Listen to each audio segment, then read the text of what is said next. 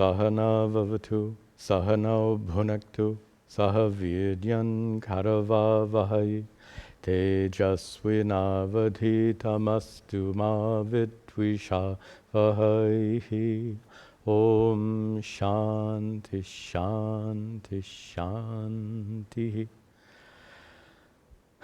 Om. Welcome back to our webcast.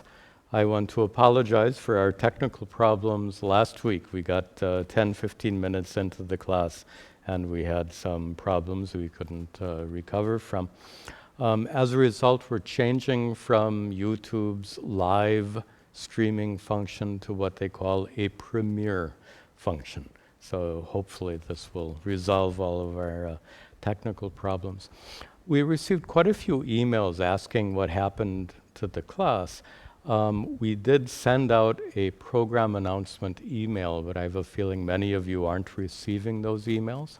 I would suggest you go to our website and subscribe for program announcement emails. That way we'll inform you about anything happening with this webcast. All right. To introduce today's class, you can see the summary of the verses up on the screen. We've concluded the first 8 verses, which comprises an introduction to these teachings. If you remember, we began with a series of verses talking about Atma Bodha, self-knowledge, the importance of Atma Bodha. We established that your true self is already divine, already Satchidananda Atma, already unborn, eternal, limitless, vast, but that true self is covered as though by a veil of ignorance. To remove ignorance in general, knowledge is required. To remove ignorance about Atma, knowledge about Atma is required. Atma Bodha, of course, means self-knowledge. We've got a couple of questions here, and the first one is related to this. And the question is, why does ignorance exist in the first place? How did Atma get covered up with that veil of ignorance in the first place? There's a problem here with the question. First of all, ignorance is natural. We're all born ignorant. We're not born enlightened. So from a very common sense point of view, ignorance is natural. We're born ignorant. There's a philosophical comment on this. Many in scholarly commentaries, they like to talk about this, talk about the fact that ignorance cannot have a beginning. Ignorance is beginningless. And their logic is, if ignorance has a beginning, ignorance is preceded by a condition where there's no ignorance, which means ignorance would be preceded by knowledge. Knowledge would be followed by ignorance. Well, that simply is impossible. So traditional scholars then will point out that ignorance is beginningless. But what's unusual about ignorance is even though it's beginningless, it comes to an end. Generally, that which is beginningless has no end. Ishvara is beginningless, therefore has no end. The cycle of creation is beginningless and therefore has no end. Atma, your true nature, consciousness, is beginningless, therefore has no end, no death. Ignorance is unique in that it has no beginning for the logical reason we just discussed. Obviously, ignorance comes to an end. Ignorance comes to an end when knowledge takes place. So, the other topic we discussed in our first 8 verses of Shankara's Atma Bodha, the other topic was about the world. and we discussed how the world is not as real as it seems. Shankaracharya gave the metaphor of a dream. And this is a really crucial teaching. And of course, we're going to come back. This is all in the introduction. We're going to come back to all of this in great detail as we continue. But here in the introduction, Shankara found it very important to establish the fact that the world is not absolutely real. The world is not as real as you. The significance, I've pointed out, you remember, the significance of this is that if the world were as real as you, the world could threaten you. If COVID-19 virus was as real as you, as Atma, then you have to watch out. Of course, COVID is as real as your physical body, so you have to take care of your physical body. But we're not talking, this is not a class in medicine, this is a class in Vedanta. So from the Vedantic standpoint of your true nature, Satchidananda Atma, the world is not as real as you, therefore nothing in the world can threaten you. Shankara took it a step further and said that the world is an appearance. We use the term nama rupa, name and form. And the metaphor we used was the clay pot. We said that pot is a name and a form, but the underlying substance because of which this pot exists is clay. Just like clay is the underlying reality because of which this pot exists, in the same way Brahman is the underlying reality because of which the cosmos exists. The point then is that the reality of this object is not pot. The reality is clay and clay alone. In the same way, the reality of the world around us is not nama rupa, the names and forms we experience. The reality is Brahman. There's one more question relating to that point, and that is, if everything is made of Brahman, why is there so much impurity in the world? The use of the word impurity is a little bit interesting, but I think we get the point. What is impure? If you see a pile of dung, a pile of manure, you might think it's impure. A farmer would think it's really valuable, especially in rural India. The cow manure, cow dung, is so valuable. They use it for cooking fires, they use it for fertilizing. It's valuable. So this point I'm making is to call it impure is a matter of perspective. We can carry this out a little bit further, and instead of impure, a more commonly used word is evil. For example, earthquakes and this COVID virus, people would say, oh, it's evil. And that's a matter of perspective. Because just as manure is natural, here's the point, it's neither good nor bad, it's natural. This is a topic we've discussed, maybe not in this class, but in many other classes. Manure is neither good nor bad. You might think it is bad, the farmer might think it is good, but in reality, it's just natural. And in the same way, earthquakes and viruses are natural. When we say good or bad or evil, that's a value judgment we create. That's our judgment. It's our opinion. So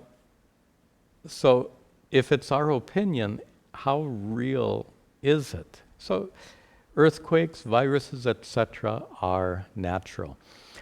Perhaps the most significant example of this so-called impurity or evil is when human beings who have a divine inner nature, those human beings can commit terrible, terrible atrocities. We all know this. Crime and war and too many examples of horrible things committed by man against man. How to understand that?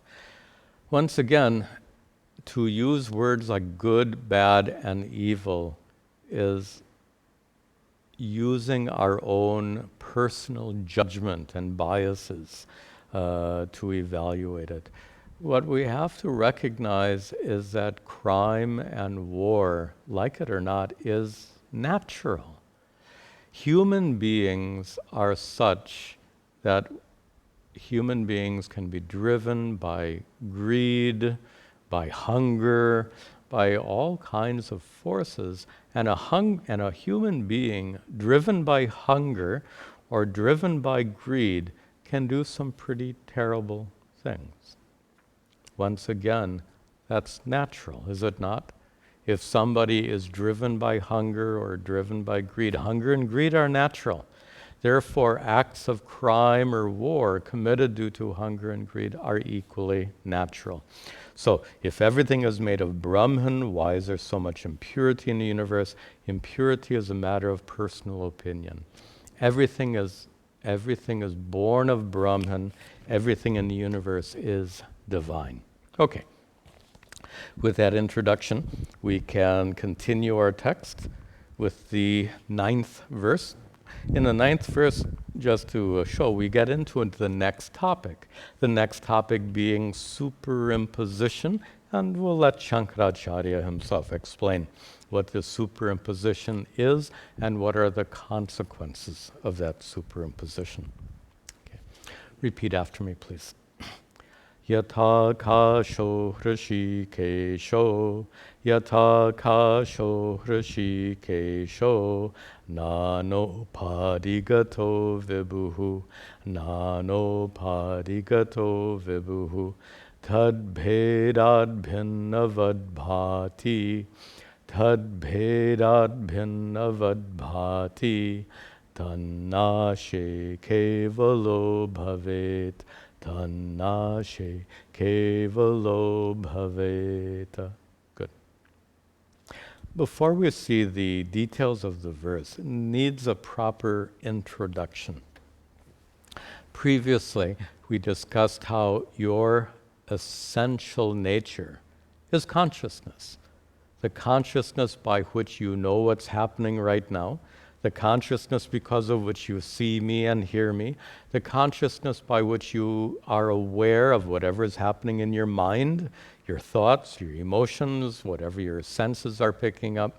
That consciousness, in Sanskrit we use the word chit or chaitanya. They mean consciousness. Chit, chaitanya. That chit, that consciousness, is known to you in general. You know you're conscious. But the nature of your consciousness is not known to you. You may not know that your consciousness is unborn and uncreated. Therefore, your consciousness is eternal.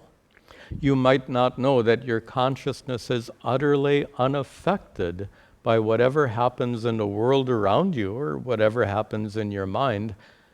But that may not be known to you. We said before that veil of ignorance is semi-opaque. So you know you can see partially but not completely. You know you are conscious. You don't know completely the nature of that consciousness. That consciousness also has no edge or boundary. Your consciousness has a certain height your body, I'm mixing up here. Your body has a certain height. Your consciousness has no height. Your body has width. Your consciousness has no width. Your consciousness has no edge, no boundary, no limit. Your consciousness is limitless. Limitless means all-pervasive, leading us to one more point. If consciousness is all-pervasive, where does my consciousness end and your consciousness begin? We have a problem here. If my consciousness is limitless and your consciousness is limitless, how do we distinguish the two? This is going to be a major topic and discussed starting with this very verse. And the discovery of the ancient rishis is this: there is one all-pervasive consciousness, one, in a common Hindi expression, Atma ek hi hai. So there is but one Atma. This is what we're talking about. That one all-pervasive consciousness pervades the world and is manifest in you, in me, in every living being. This is the topic described very nicely, beautiful, in this verse, with another drishtanta, another example, metaphor.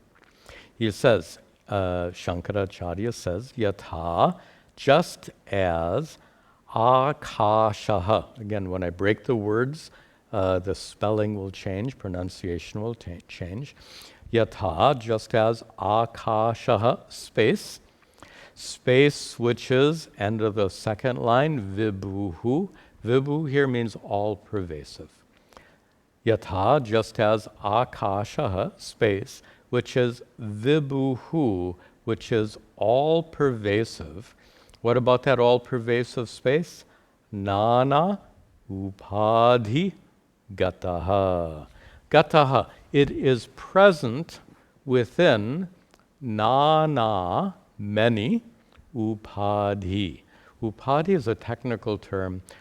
Right now, let's just take it as form or object. I'll come back and give you a more precise definition, but let's give the example that Shankaracharya is referring to. Space is present in this pot. Is it? It is. There is space, as you can see, within this pot. This pot, the form of the pot, is an upadhi. Again, we'll define the word better in a few moments. So, the Shankaracharya is saying that akashaha, space, which is vibhuhu, all-pervasive, that all-pervasive space is upadhigataha. It's as though stuck inside this pot. Of course, it's not stuck inside this pot, you know very well. Space is outside the pot, space is inside the pot, space is in the walls of the pot. But in terms of our experience, we can certainly differentiate the space within this pot. We can call it pot space. And we can differentiate pot space from infinite space. Further, we can differentiate one pot space from another pot space. So there's pot space 1, pot space 2, and infinite space. We could have any number of pots. Nana means many. So nana upadhi gataha, this all-pervasive space, fills many individual pots. It's present within many individual pots. You can guess where this metaphor is going. So the drishtanta, the metaphor, is just like one all-pervasive space fills many individual objects, or even body. I've translated here as body because we're not really talking about pots, we're talking about bodies. Just like this pot form can be called an upadhi, in the same way your physical body can also be called an upadhi. And further, now we come to the darshtanta. Drishtanta is metaphor. Darshtanta is what the metaphor represents. So in the darshtanta, it says here that it says that Hrishikeshaha. Interesting choice of words. Most of you know Hrishikesha as a name for Lord Krishna. Comes many times in the Bhagavad Gita. Famous name.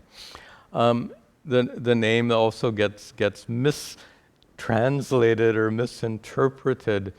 I lived in Rishikesh in India for a while, And Rishikesh obviously is named after Hrishikesha, after Lord Krishna. But a mistranslation of Rishikesha, Kesha happens to mean, both in Sanskrit and in Hindi, mein kesh, hair. And Rishi, you know. So the Rishikesha then means the place where all the rishis are there with long hair. If you go to Rishikesh, you can find sadhus, not rishis exactly, sadhus who have long matted hair, and sometimes they wear it piled up here, piled up here. Interesting. So this is a common mistranslation of Hrishikesha. Here, Hrishikesha means neither Lord Krishna, nor does it refer to that town along the banks of the Ganga, where I used to live for a while. It has a very literal meaning and is broken apart differently. It's not broken apart as Hrishi and Kesha, but it's broken apart as Hrishika Isha. Some of you know Isha to be a synonym for Ishvara, Lord. So Hrishika Isha, the Isha, the Lord of Hrishika. Hrishika means senses, sight, hearing, taste, smell, and touch. So Hrishika Isha means Lord of the senses. The commentator says that means Lord as the term used, Antaryami, the Lord who dwells within, the indwelling Lord, Antaryami. Here the word used is Hrishikesha, Lord of the senses. And Lord of the senses means, ultimately, consciousness. How do you know what your senses pick up? Right now you see me. How do you know your eyes are seeing me? How do you know your ears are hearing me? It's because of consciousness. Without consciousness, you couldn't see me or hear me. You wouldn't see or hear anything. So Hrishikesha here, literally Lord of the senses, the indwelling Lord, means consciousness. That's our context. But consciousness used, Shankara chose this word very deliberately. He didn't just say consciousness. He said the indwelling Lord, the consciousness which dwells within you. That's ultimately what it means. Hrishikesha means the consciousness which dwells within you. The consciousness, which is, go down to that same word we saw before, the consciousness which is vibhuhu, all-pervasive. We've already established that consciousness has no edge, no boundary, no height, no width. So therefore that consciousness is limitless, therefore that consciousness is all-pervasive. Vibhu means all-pervasive. So Hrishikeshaha, consciousness, the consciousness dwelling within you, that consciousness is actually vibhuhu, all-pervasive, and it is nana upadhi gataha. That consciousness is present within nana, many, upadhis, and here upadhi doesn't mean pot, it means body. So that one all-pervasive consciousness, as I said in the introduction to this verse, that one all-pervasive consciousness is manifest in every body, meaning in every living being. This is where Vedanta really begins in earnest, very profound teachings. One all-pervasive consciousness abides in every living being. This is the basis for the common Hindu saying that all beings are divine in essence, because that same consciousness dwells within each person. But tat bhedat, due to differences, due to what kind of differences? Well, in the metaphor, we have a difference between pot 1 and pot 2. Meaning, there's a difference between pot space one, and Pat space two. Tat Bhedat, due to these differences, due to the differences of the Pats, due to the differences of the Upadhis, and we'll define that word properly in just a minute, due to these differences, Bhedavat Bhati. Bhati, it appears. What appears? Space appears. Space appears how? Bhedavat, as though divided. One all-pervasive space, because it is present in multiple Pats, multiple Upadhis, that one all-pervasive space, Bhedavat Bhati, appears as though divided. Notice I'm stressing the word appears, because space isn't really divided. In terms of our experience, we can say divided.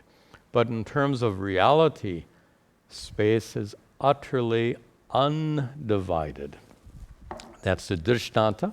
Now the Darshtanta, we can take this verse twice, first with regard to external things, and secondly with regard to consciousness. So, just as one all-pervasive space appears divided due to the separateness of individual upadhis, like these individual pads, in the same way, one all-pervasive consciousness, Bhindavat Bhati, appears different. Because of what? Because of Tat Bhedat, because of the multiplicity of these upadhis. One all-pervasive consciousness appears to get divided and separated into many living conscious beings.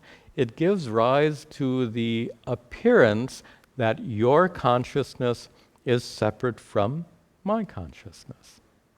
In terms of experience, that's certainly true.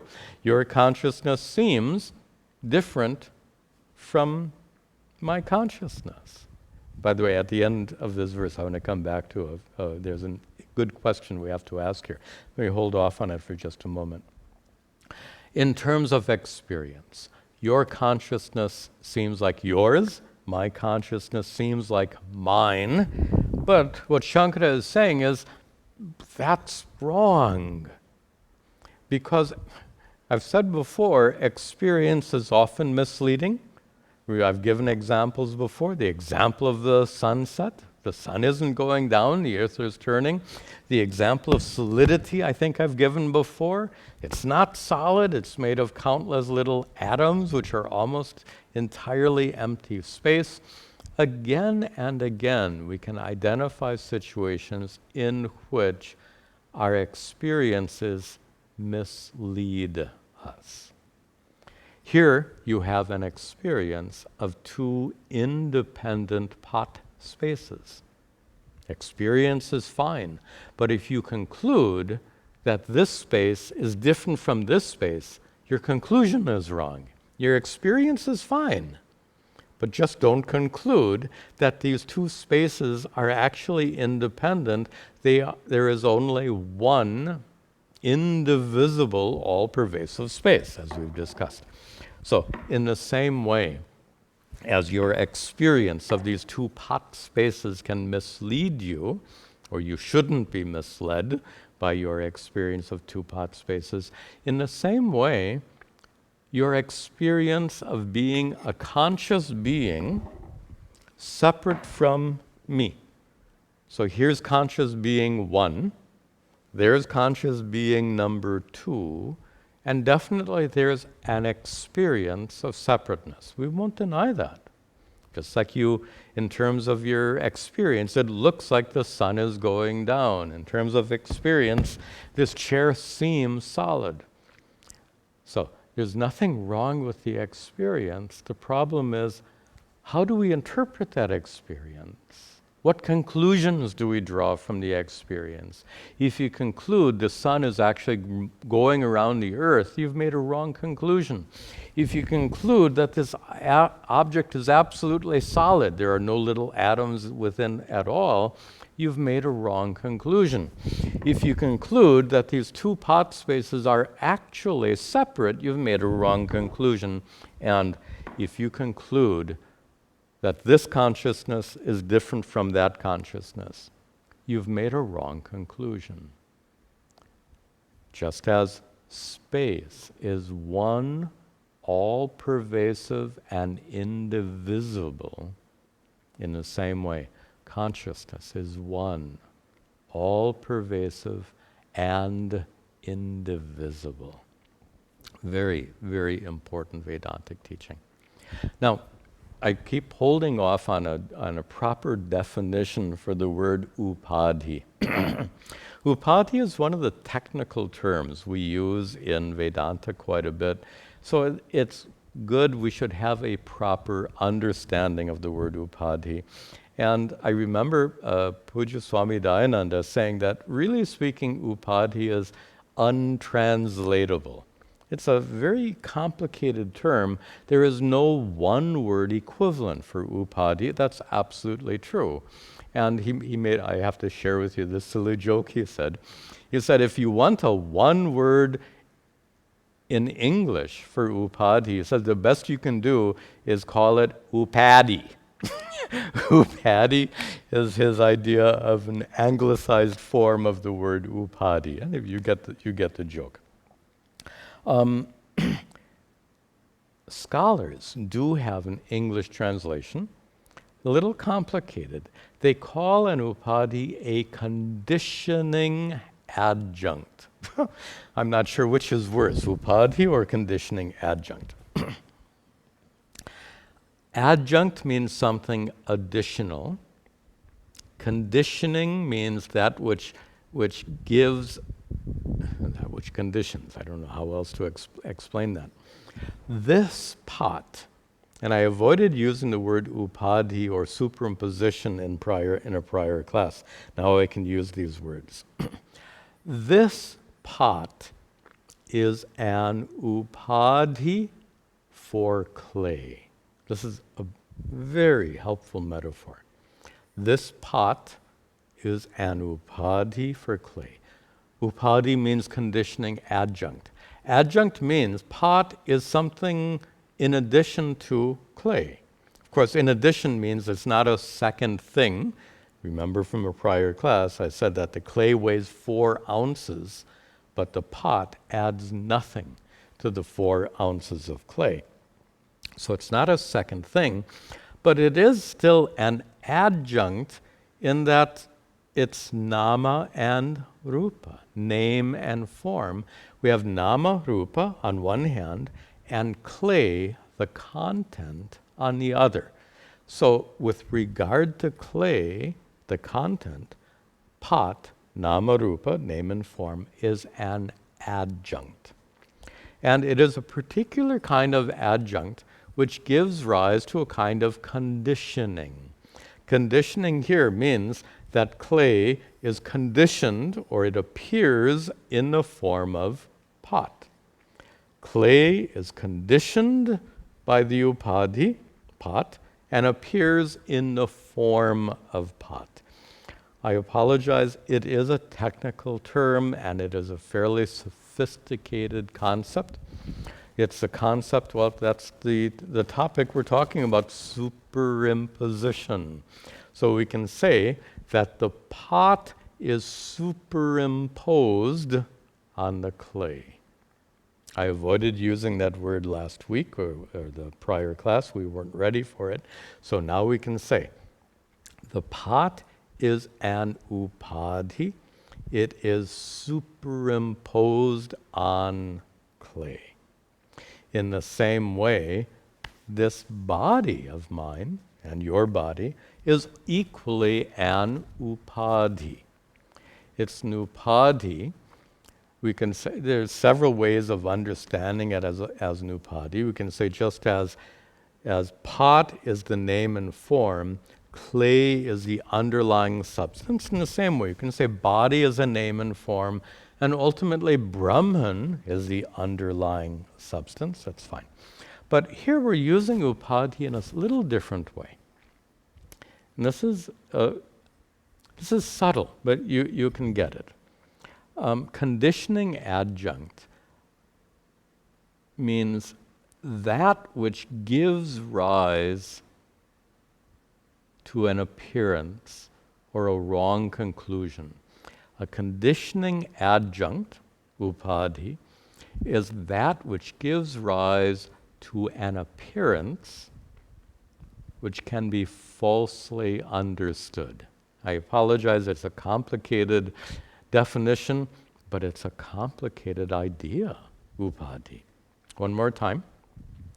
Upadhi, conditioning adjunct, is that which gives rise to an appearance which is subject to being misunderstood. So here, upadhi is the pot, and it gives rise to the appearance of a pot, an appearance which can be misunderstood. Misunderstood as how? This object is just a pot. Who cares about clay? Pot is a reality independent of the clay, which you know, of course, it's not. There is no pot independent of clay. But this could be a wrong conclusion. Due to the presence of this upadhi, this name and form called pot, an appearance of pot arises and a wrong conclusion can be formed that this pot is the reality and not the clay. Taking it one step, now we'll come back to this verse. We can say that pot is an upadhi. Actually, this verse is talking not about clay. This verse is talking about space, right? So let's switch from clay pot to space. Let's switch to pot space. So we can say that pot is an upadhi for space. This is our current verse. So when we say pot is, be patient. I know this is a little technical, but be patient. You'll get it. It's really important. It's worth making the effort to understand this. If you're hearing this for the first time, it might feel a little bit overwhelming. Be patient. You'll get it. But as I said, it's really worth making the effort to understand this properly. So, this pot is a conditioning adjunct. Now we're talking about space.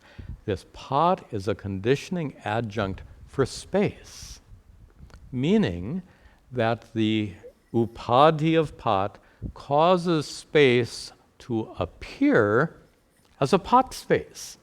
Due to the presence of the upadhi called pot, all pervasive space appears to be limited and confined to this pot, which is a mistaken notion. This is it. Due to the upadhi called pot, this conditioning adjunct, all pervasive space appears finite and limited and confined and individual, none of which is true. So an upadhi is a conditioning adjunct which gives rise to an appearance of pot space, an appearance which can be misunderstood, and in the same way. Now, consciousness is affected by this upadhi. The upadhi, which is not just your body, but your body, your mind, your prana, your life force, everything that makes you a living human being, all of those factors. We'll get the details in another verse, but for right now, all of the factors, body, mind, prana, senses, all of this together is an upadhi. An upadhi, a conditioning adjunct that causes one all-pervasive, indivisible consciousness is caused to appear as an individual blob of consciousness. How's that blob? One blob of consciousness here, another blob of consciousness here, or a bubble of consciousness, whatever language you like. But as we just saw, that's not true. It's not true in reality, but experientially, it seems so. That's the difference between experience and reality. Due to the presence of this upadhi, all pervasive consciousness appears to be finite, limited, individual, stuck inside my body, stuck inside my head, stuck behind my eyeballs. All of this is true to experience, but on examination, it's untrue. Again, experience misleads us, fools us. So, your body and my body are two upadhis, just like two pots that cause all pervasive space to appear as two pot spaces. In the same way, your body and my body are two upadhis that cause one all-pervasive, indivisible consciousness to appear, to seem, as one Swami consciousness and another is your consciousness, individual conscious beings. This is a wrong conclusion that arises in the presence of an upadhi. Again, conditioning adjunct is that which gives rise to an appearance and a wrong conclusion.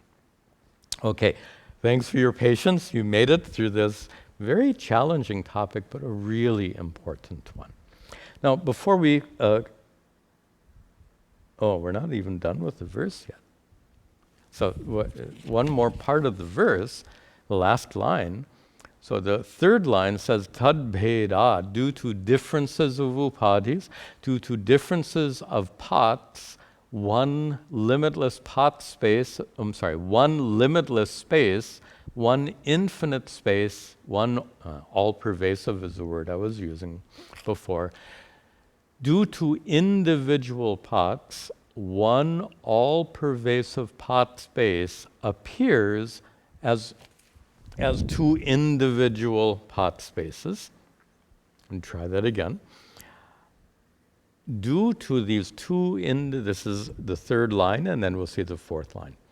Third line, due to these two individual pot forms, upadhis, one all-pervasive space appears as two individual pot spaces.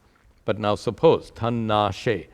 So when that is destroyed, suppose I broke both of these pots. I crushed them into dust. When I crush these pots into dust, what happens to the two individual pot spaces? Tannashe, when these pots are destroyed, kevalaha bhavet. What remains is kevala literally means only, and here only refers to only one space.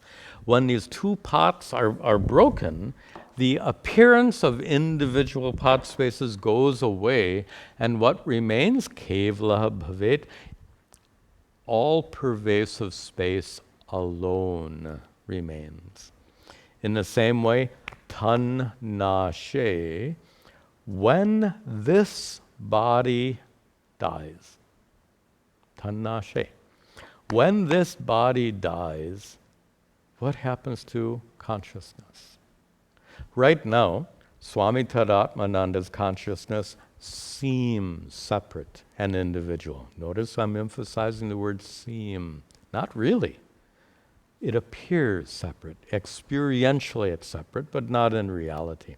So as long as this body is present, Swami Tadatmananda's consciousness seems individual and separate, but when this body ceases to exist, tannashe, then what? Kevalaha bhavet. All-pervasive consciousness remains kevalaha, alone, as it truly is. Brilliant metaphor. Look at this. When this pot breaks, what happens to space? Nothing. What happens is the illusion of separateness of the space inside this pot goes away. But really speaking, when the pot breaks, nothing at all happens to all-pervasive space in the same way. When this body dies, what happens to consciousness? Many of you would say, kuch nahi, nothing. Nothing happens to consciousness, not a thing. In terms of experience, there's a difference. But in terms of reality, nothing happens to consciousness. An appearance of separateness disappears, and what remains is one all-pervasive consciousness. Okay, I mentioned that there's an interesting topic to bring up here at the end of this verse, and that is a question often that comes up in this context, and it's this. If your consciousness and my consciousness are the same, I shouldn't say if, since the consciousness that makes Swami Taratmananda know his thoughts, his minds, his experiences, that consciousness is the same consciousness as the consciousness which makes you know what's happening in your mind. The consciousness by which I am aware of my experiences is identical to the consciousness by which you are aware of your experiences. Since that's so, the question that often arises is, why don't I know your thoughts? And why don't you know my thoughts? It's a good question and comes up in this context. One consciousness illumining your mind and my mind. So if consciousness is the same, why don't I know your thoughts? Why don't you know my thoughts? And here the answer is, who's asking that question? Does that question come from consciousness itself, or does that consciousness come from your mind? You get it? That question, why don't I know your thoughts? That question is born of your mind. Your mind is associated with your brain. Your brain is stuck inside of your body. My mind is associated with my brain and stuck inside of my body. So the questions come from two different locations. One question comes from your mind, one question comes from my mind. Our minds are absolutely separate. Consciousness is one. Just as these two pot spaces experientially are separate, in terms of reality, they're one. In the same way, even though your consciousness and my consciousness experientially are separate, in reality there's one. Another joke that my guru, Pujya Swami Dayananda, made up. He said, and with regard to this very question, why don't I know your thoughts? His observation was, you should be happy and relieved that you don't know anyone else's thoughts. If you knew what they were thinking about you, it might be very difficult. He made that joke long, long ago. Okay, let's move on. Let's just see briefly the next verse. Nano padivashadeva, nano padivashadeva, jati varnashramadayah, jati varnashramadayah, atmanyaropitasto ye, atmanyaropitasto ye, rasavarnadi bhedavata, rasavarnadi bhedavata. Good. Nana upadi vashat eva. Nana upadi. many upadhis, many forms, many pots, or many individual bodies. Nana upadhi vashat, vashat, due to the existence of these many, and let's put the pot aside, we're going to deal with bodies now. So here the word upadhi is being used for body. Nana upadhi vashat, due to the presence, due to the existence of many individual bodies, as a result, jati, varna, ashramadaya. As a result of that, there are many jati, birth, varna, the common translation is caste, literally means color, ashrama, stage of life. These are words that refer to just the ordinary details of life. You're born into a certain family, jati. That family might be from India or from some other country. So there's varna here in the terms of color. That body might be white in color. That body might be brown or tan or yellow or black in color. Varna can mean color. Ashrama, stage of life, young, old, etc. So conditions of birth, conditions like nationality, conditions like stage of life, young and old, all of these belong to the body, do they not? When you say, I am young or I am old, you're using the word I to refer to your physical body. Look at this common confusion. On one hand, you say, I have a body. On the other hand, you say, I am young or I am old. But oldness and youngness belong to your body.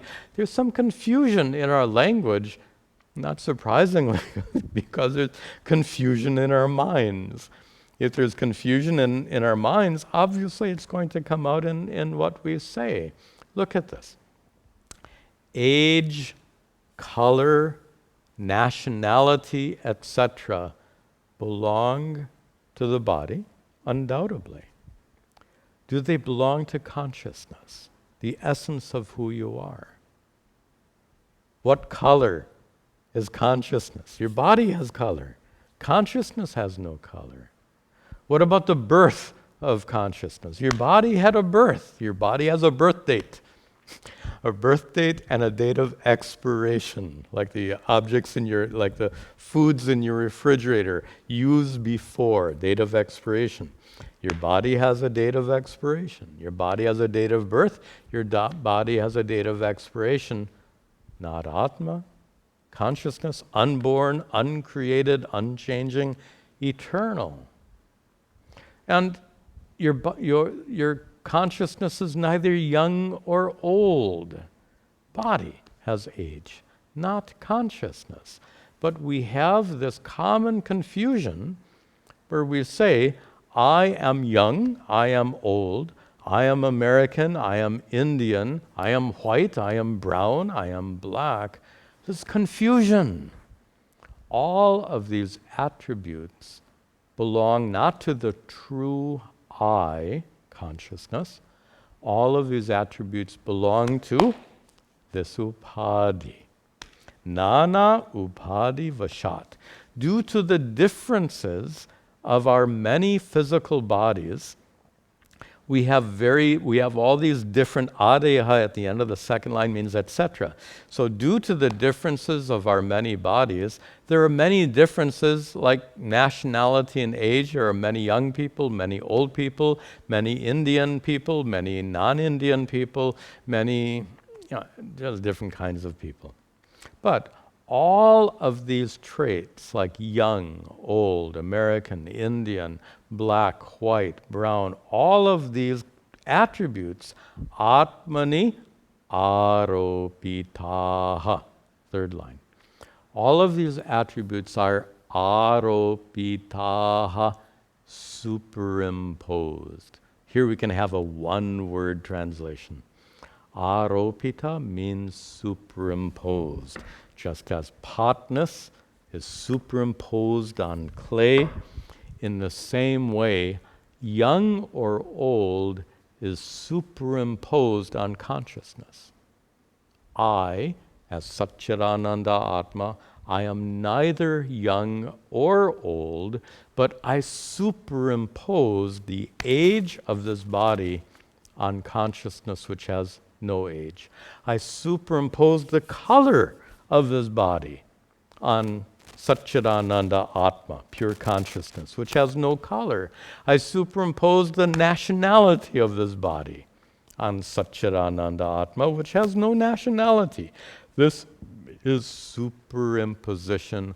All of these traits that belong to your upadhi, your physical body, all of these are aropitaha, superimposed atmani. Again, I'm breaking up the words.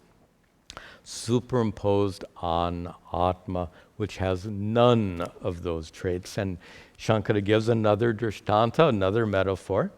Just like rasa varnadi, let me go back up to the end of the first line. Toye. Toya is water. Toye. Upon water, Bhedavat. Upon water are superimposed differences which Bhedavat, which appear, superimposed traits which appear different, and what are superimposed are rasa, taste, varna, color, adi, etc. So the metaphor is taste and color. When you drink water, that water can have taste. It can be sweet, it can salty. Sometimes water is salty. So that water has taste. The water also has color. Sometimes it's colorless. Sometimes if you take it out of a stream, it might be colored. It might be brownish. Or sometimes if you pour food coloring in it, you can have green water or blue water. But what happens to the water? Remember your science, H2O, water, remains H2O. Whatever is the source of the sweetness or saltiness is separate from the water. The color is separate from the water. The color and taste of water, which is separate from the water, belongs to the impurities. The taste and color of water, which belongs to the impurities in that water, those traits like taste and color get superimposed on water, which is tasteless and colorless. On tasteless, colorless water, attributes of the impurities are superimposed. In the same way, on pure consciousness, the attributes of your upadhi get superimposed. And just to make it very clear, this is not a mere philosophical observation. This teaching has tremendous, tremendous consequence. And here's why. The color of your body belongs to your body. The age of your body belongs to your body. It doesn't belong to you. Here's the problem. When you superimpose the age of your body or the condition of your body, when you superimpose it on yourself, the consequence is the problems of your body become your problem. So my body is aging rapidly. It's true for us all.